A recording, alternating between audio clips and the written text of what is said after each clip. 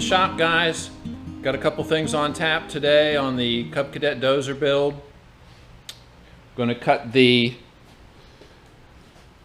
blade lift support bracket down. Probably cut it in half. Bring it down below this nose, so the nose has the ability to tilt forward. Need to have that so we can open the hood. Wasn't thinking about that when I originally put that on there, but that's okay. We'll cut that off. I've got the material from McMaster for the controls, so we'll be spending some time working on the control mechanism. Here's the material for the hydro control mechanism, rotating shaft. I have the heavy wall tubing. It's 1-inch OD, 3/4 inch ID, or a little bit more. Here's a 3/4 inch shaft that has a close fit inside it. So we use this to make the pivot arm for the hydro controls. Getting ready to cut out the control arms, not the handles. The handles come up from this shaft. The control arms go down and have the linkage that's attached to the trunnions. So those two control arms, one is will fit the 3/4 inch shaft, the other one fits the 1-inch tubing slash shaft. And then I have two support brackets also modeled that we'll cut out on the plasma table, which will constrain each end of this pivot shaft. It accommodates a couple of smaller 1/2-inch shafts going across on either side of this. I'm thinking I might use to mount springs. When you see that, you'll see why it's designed that way. We'll cut those out in a few minutes on the plasma table.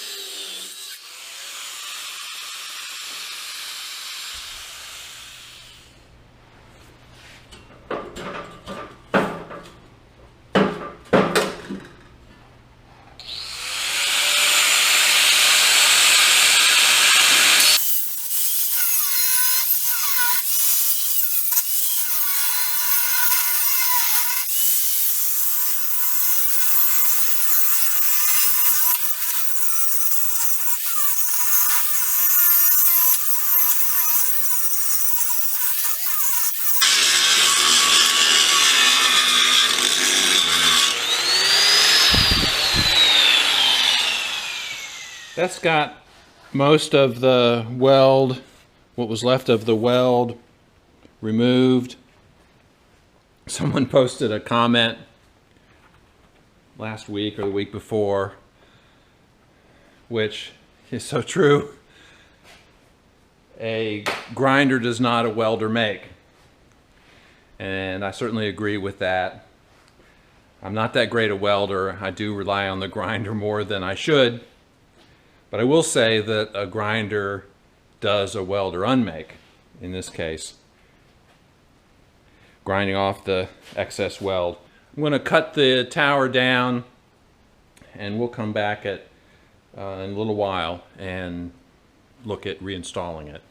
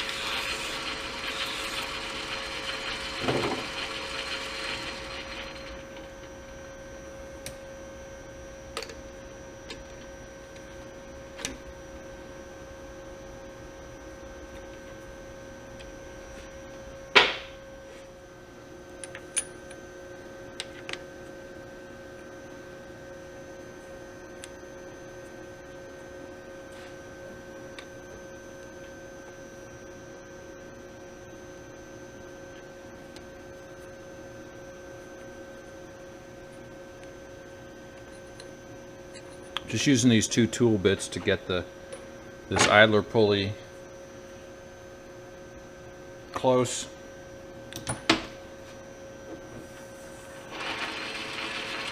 It's close enough. For this purpose, all we're doing is turning this flange off.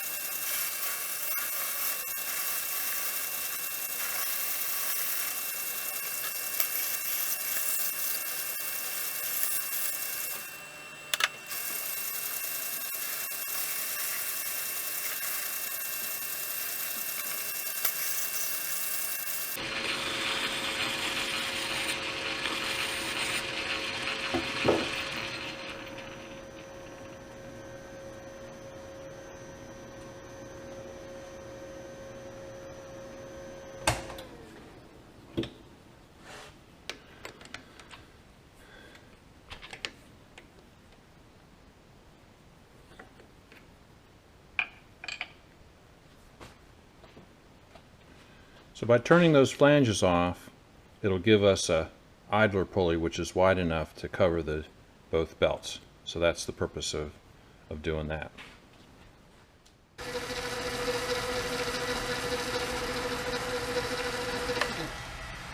I have already found the center line. I have one of the two arms for the idler assembly. This hole is a pivot hole, so it doesn't have to be accurate, but I can't get, with the plasma cutter, an accurate enough hole for the idler pulley shaft, which will be a 1/2 inch shaft. So I'm doing it here on the mill. I'm going to drill the hole. I've already found the center line using the edge finder on the inside of the jaws. I've got one of the two pieces clamped here. The end is even with the end of the vice jaws, so I can repeat that position with the other side of the assembly. Once I find the location for this hole, I can simply swap out the pieces and drill the other hole, and that will be plenty accurate. I will install the shaft when we weld up the assembly so that the two holes are in alignment. At this point, I'm going to find the edge, the end of this arm, and then we'll move in the appropriate distance to drill the 1/2 inch hole.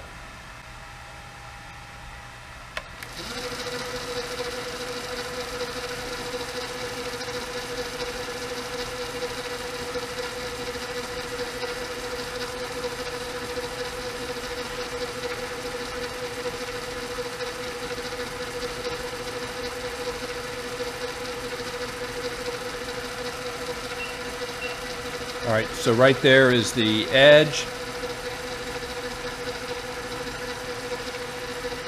Zeroed out the X axis on the DRO.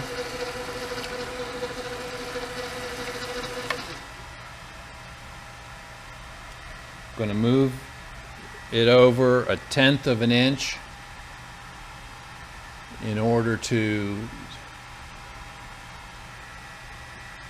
make the center line of this 0.2 of an inch diameter edge finder coincide with the edge. All right, so there is the actual center. The center of the axis is on that edge now. So I'll zero out my X-axis DRO. So I've got the center between the two, and this edge is at 0, 0. We've moved in 1/2 inch. Going to spot this.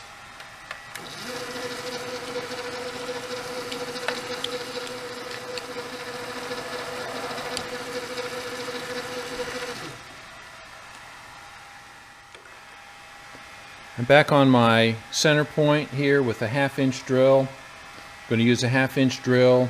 The shaft that's going to go through this is going to support the 2 idler pulleys which have bearings in them. So the fit of the shaft in these arms is not real critical. The 1/2 inch bit will give us the clearance we need for the 1/2 inch shaft.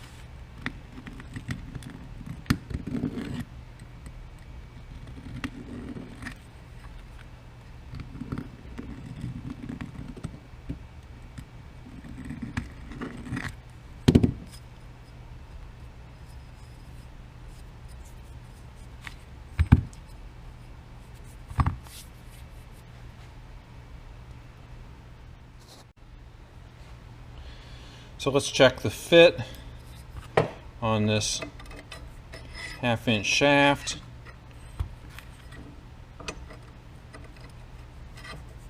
So that's fine.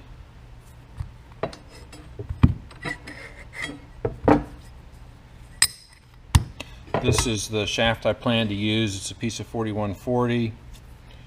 So the 2 pulleys, the 2 pulley halves will fit like this between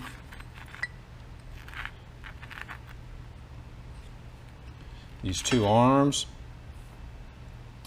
and this will give us the width we need for the double belt. All right, and these pulleys have, and I've had tape over these to keep debris, dirt out of the bearings. There are needle bearings in here. So when we get ready to assemble this, we'll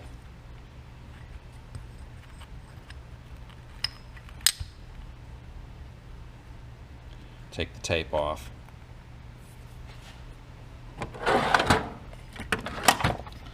Let's check the width here.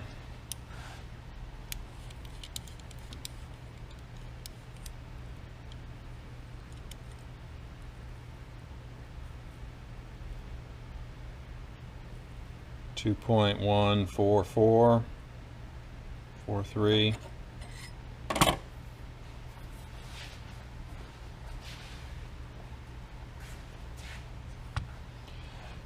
I'm going to have about a 1/4 inch stick out on each side.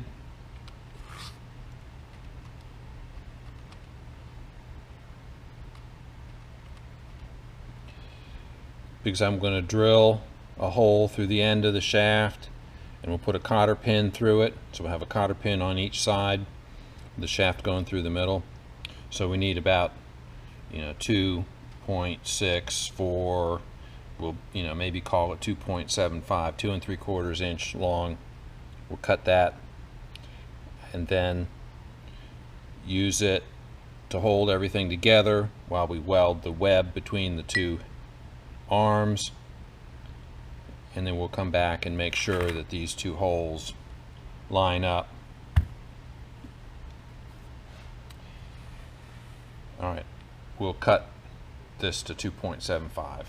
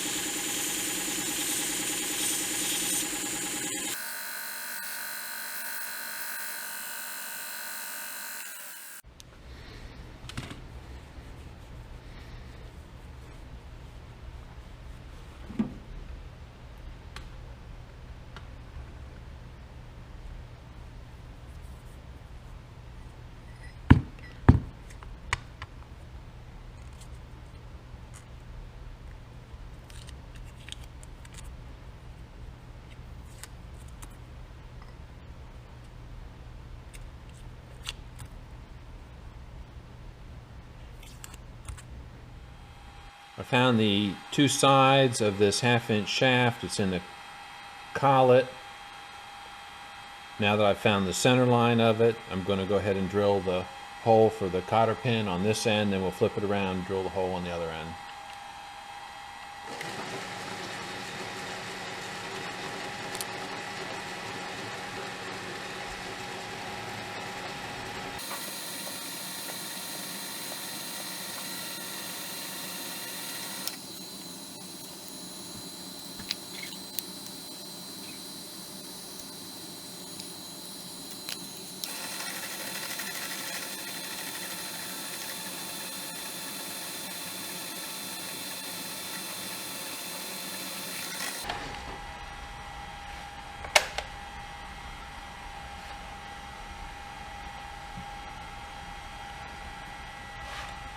That gives us the holes in the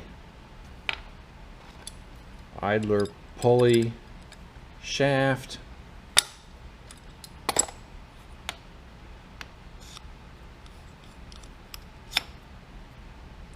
Both ends.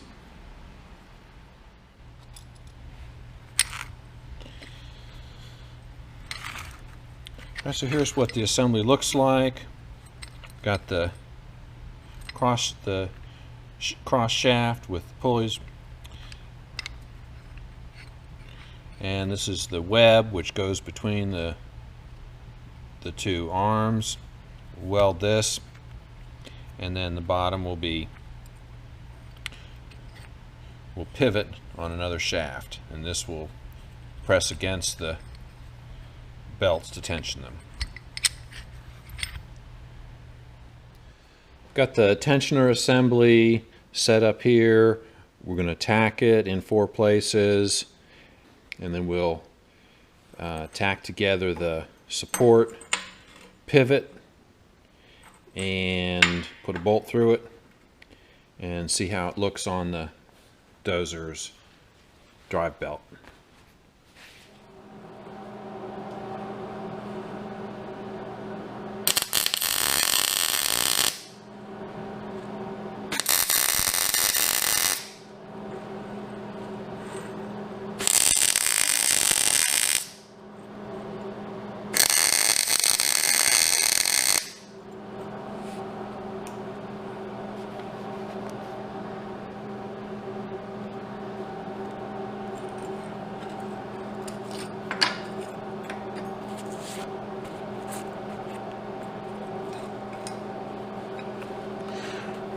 We'll add a couple washers as spacers here, just to hold these two pulleys closer together.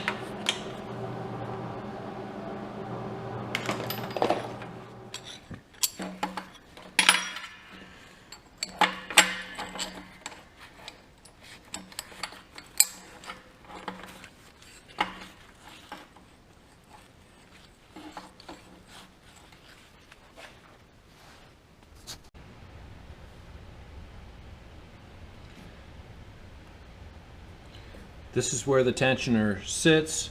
The pivot point is down here on the frame. This is the pivot arm. The idler pulleys are here. This will get fastened, welded down here.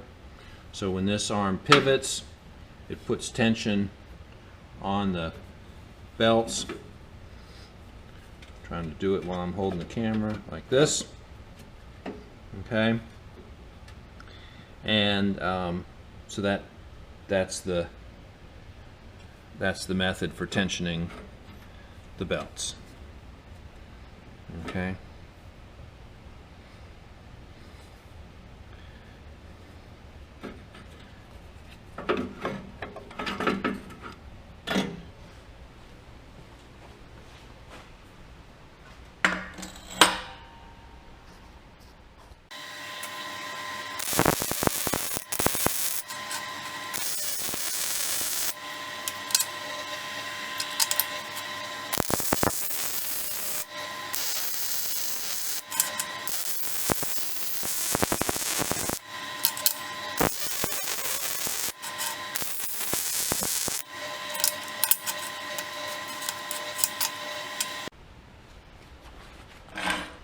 So I went to the disc grinder and disc sander and cleaned off the edges here so it'll sit flush. So we'll let this cool. It's pretty hot, and we'll look at installation again in a little while. Oh, here are my buddies coming in to see what's going on. How we doing, guys? Come here. Come here. This is my Butchie. Where's my Brew?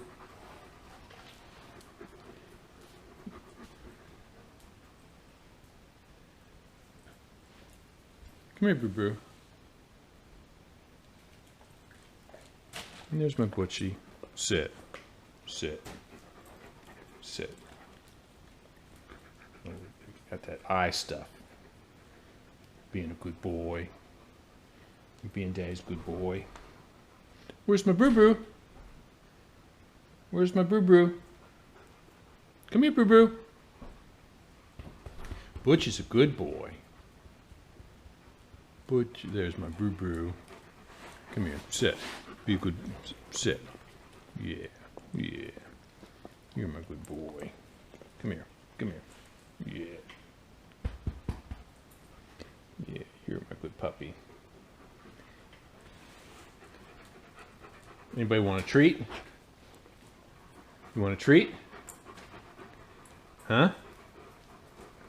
You want a treat?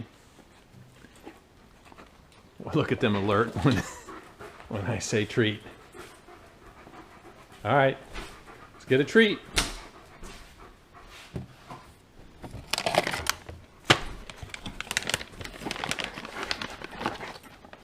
Sit. Oh.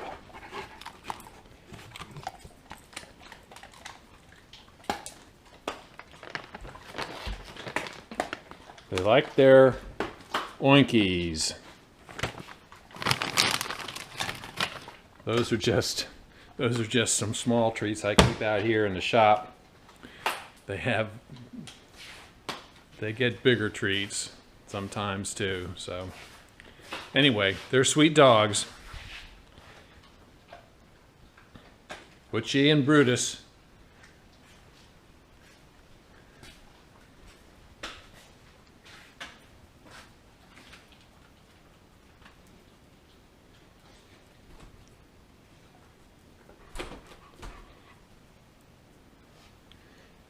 All right, now he's headed for his food dish.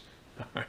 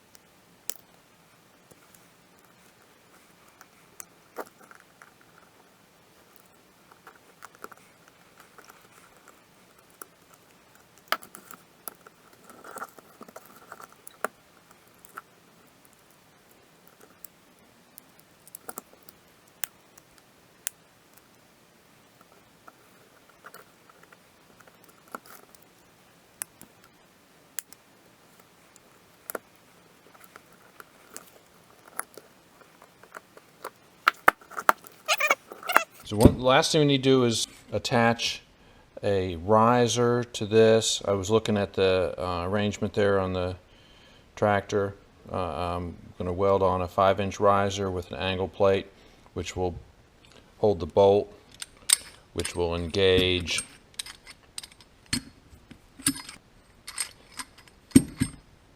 the spring rod, which will go run between here and a bracket at the top. So that's the next thing to do.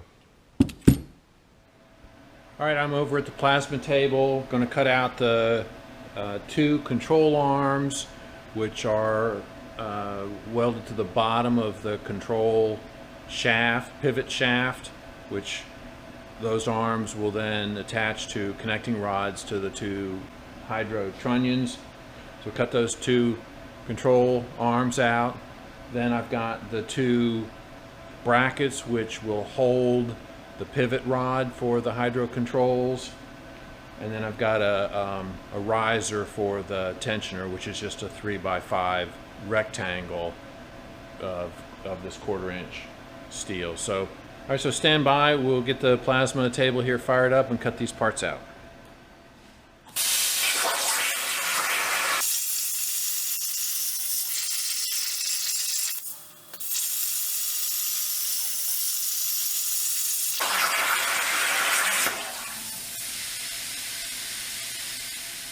All right, these are the two brackets for to support the control pivot rod.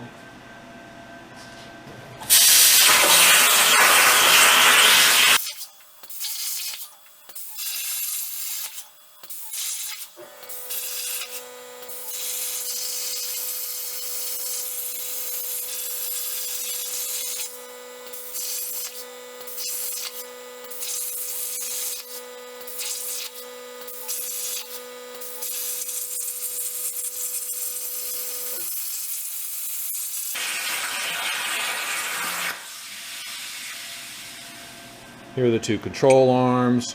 They'll be welded to the underside of the shaft, and we'll drill holes in the ends for the connecting rods to the trunnions. Here are the two control rod supports. They will be welded or bolted actually through these two holes. Through these two holes be bolted to the inside of the frame.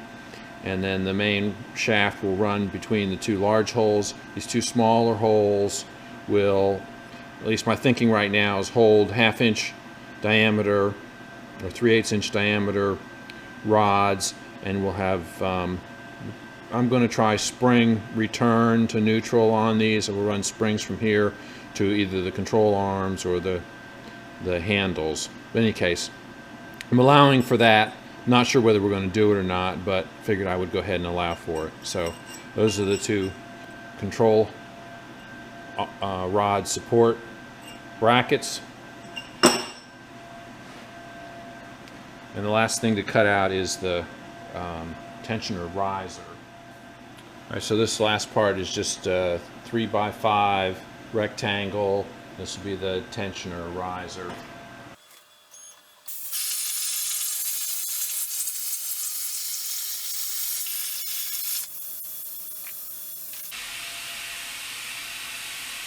So that's it. That's about as simple as you can get, but in terms of effort, it's pretty effortless. All right, we'll go back to the bench.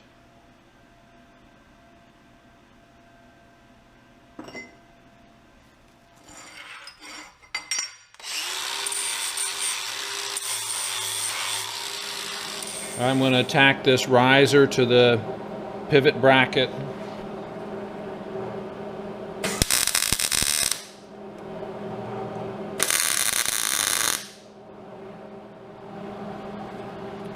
I was able to test fit this on the Dozer. It looks fine. And then this is the spring retainer at the top of the riser. What will happen is there'll be a rod with a spring between these two pieces, and that spring will be what will tension the pulley. Maybe a spring like this. I mean, not this particular spring, but a little shorter version, but a spring between these two with a rod, and when you pull on the rod, it will pull the tensioner away from the belt.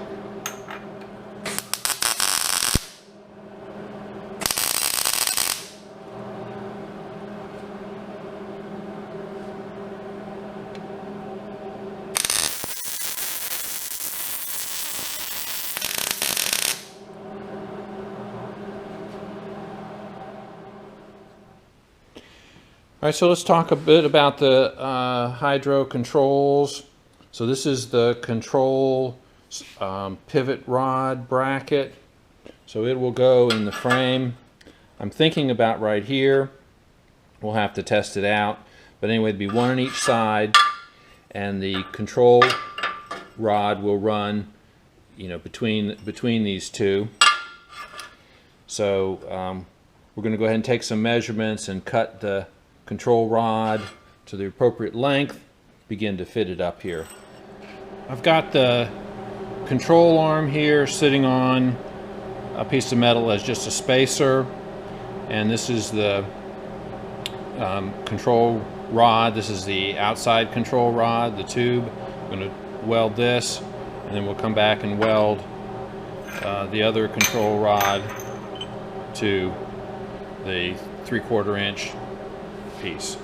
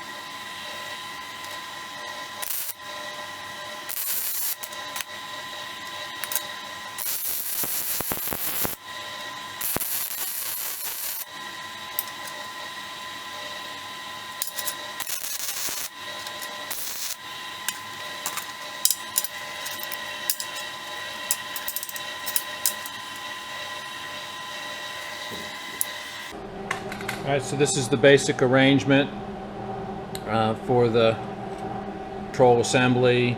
So we have now the control, the handle will be welded to the top of the 3/4 inch rod here. The other handle will be welded to the top of the tubing over here. So we'll have one handle here and one handle over here, and this will fit between the frame. These will be down vertically, and we'll have connecting rods to the trunnions. Let's shift our focus for a minute from the controls and tensioner to the tracks. I've got a trackpad modeled in Fusion 360, and here's a picture of it. It's a 5x10 rectangle. It's got a clearance hole in the middle, and I've added small holes across 1 inch in from each edge, with the expectation that I may bolt grousers or rubber, either rubber or metal grousers, to the pad surface. I'm not sure exactly what I'm going to do yet, but I'm allowing for that. I've put the 3/16 back on the table, and I've got room to cut out 3 or 4, or maybe 3 or 4, maybe 5 pads. So I'm going to do that, and then we'll lay them out on the table and put the track on top of them and see what they look like.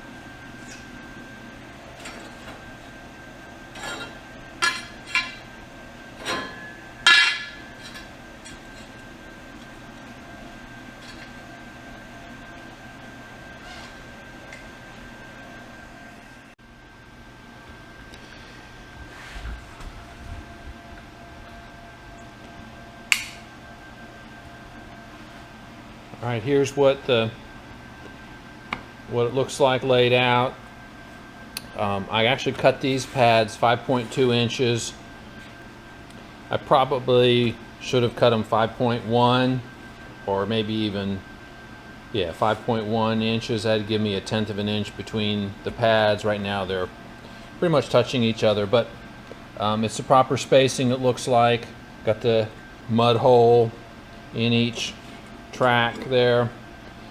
I'm going to take this over to the fab table, and I'd like to put a couple tacks on here just to see how it moves and how it fits on the sprocket. I've got 3 track pads laid out here with the chain. If you've never dealt with chain like this, it's totally unmanageable. I mean, to pick it up, move it around, it's like a slinky. I mean, not exactly like a slinky, but unmanageable like a slinky.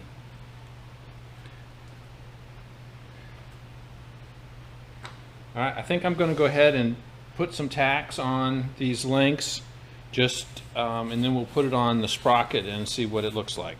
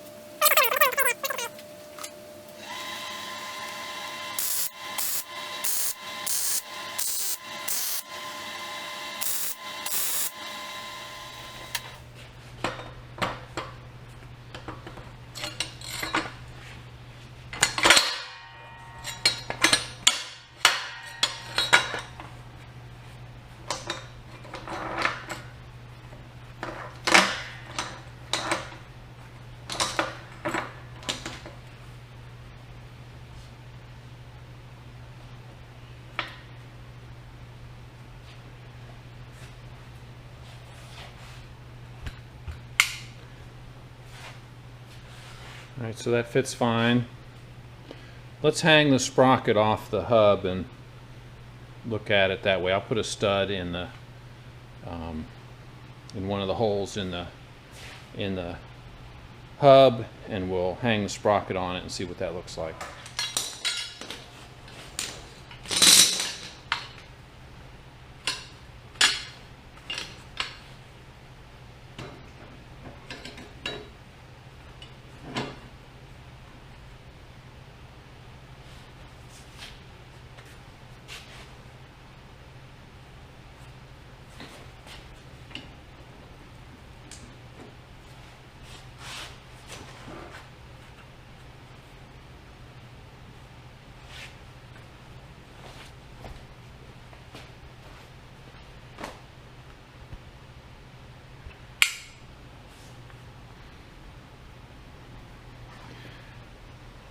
All right, so I've got the track, just a 3-pad section on the sprocket, just hanging off the hub. I mean, it's not in its final position, and it's too close to the frame. Remember, it's going to be spaced out about 5 inches more. So, but to that's the air dryer bleeding down. To my eye, I think the scale of the pads is about right for a tractor this size. So I think they're 5 by 10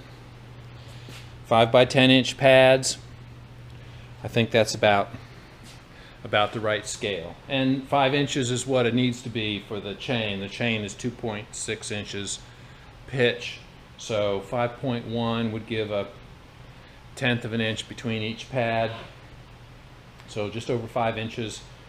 I think that's about the right scale. I'm happy with that. The spacers were supposed to have been delivered.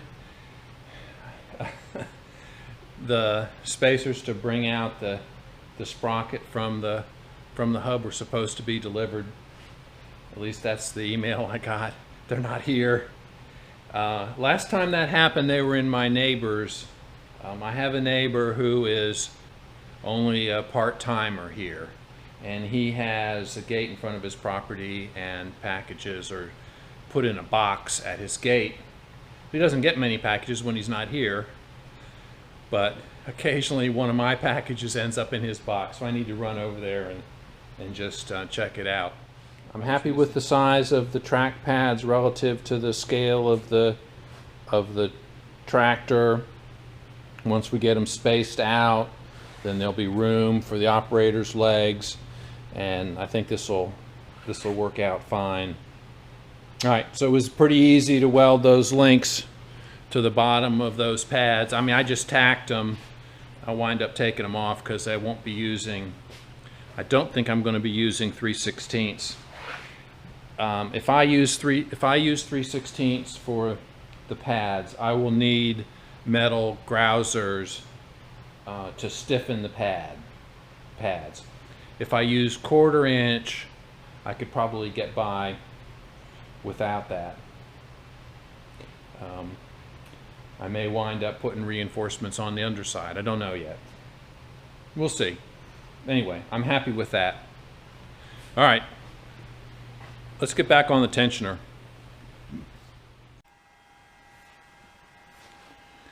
So it's the tensioner bracket. I've drilled 3 holes in it. I'm going to use a transfer punch and so I can mark the frame for where I want to drill.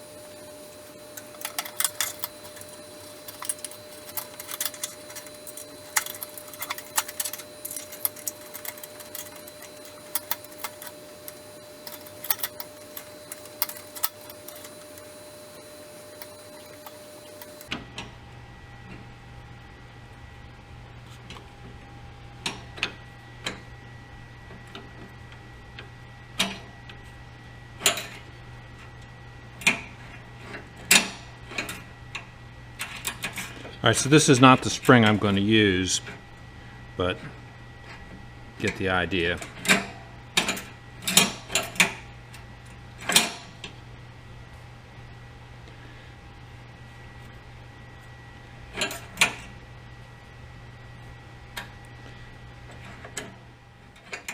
I've got the hydro control pivot rod in place between the 2 brackets that hold it, and there's plenty of freedom of movement here. We only need, as I said before, a couple inches of movement like this.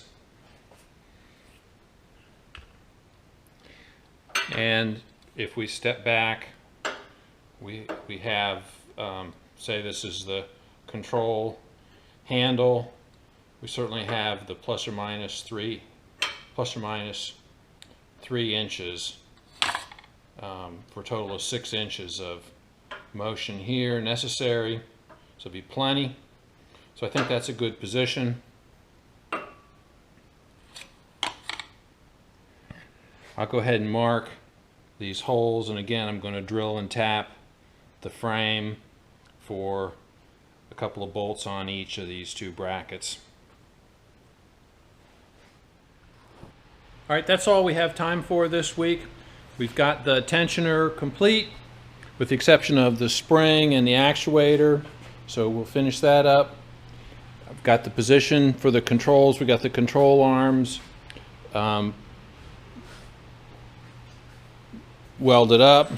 So that's ready to be installed. Just have to drill some holes, drill and tap some holes here for the screws to hold them in. And then the only thing left on that is to cut the two handles and weld them onto that shaft. So that's easy to do. We mocked up the tracks, so got good progress on that. So I'm happy with the way that's gonna scale for the tractor. And we'll come back. I have to think about what I'm going to do here on the front as far as the tower. The issue I'm struggling with right now is whether I want a 4-way or a 6-way blade. So I need to think some more about whether I want. I mean, there are advantages to a 4-way blade, and that is, and generally those are held by members running from the sides out. They allow the corners of the blade to dig in better. So they're better for digging. The 6-way blades, since they allow you to angle them, are better for moving dirt around and just finishing. So I think I'm going to probably be doing more finishing than digging. So right now I'm thinking 6-way blade. That's where my head is now anyway.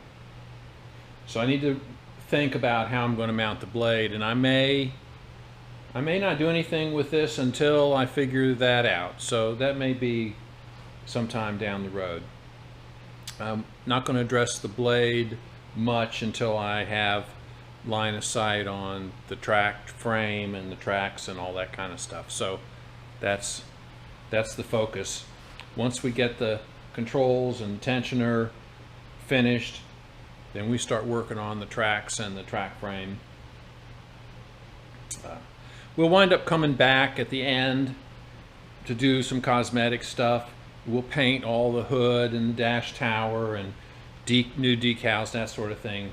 There's a lot of cosmetic stuff that'll come toward the end. Okay, that's all we've got time for this week. Thanks for watching. Hit the thumbs up and make a comment. I like the comments. You guys are making some good comments, especially the links to other resources. I've been out scouting around. I never realized there were so many mini dozers on YouTube. So some of them, pretty interesting. Guys have mad skills. The channel's really been growing over the past several weeks. I think in part or primarily due to these Dozer build videos. So I'm delighted to see that, and that there's so many people interested, and I hope there's a little bit of entertainment here. Entertainment value for you guys. All right, so thanks for watching, and we'll see you guys next time.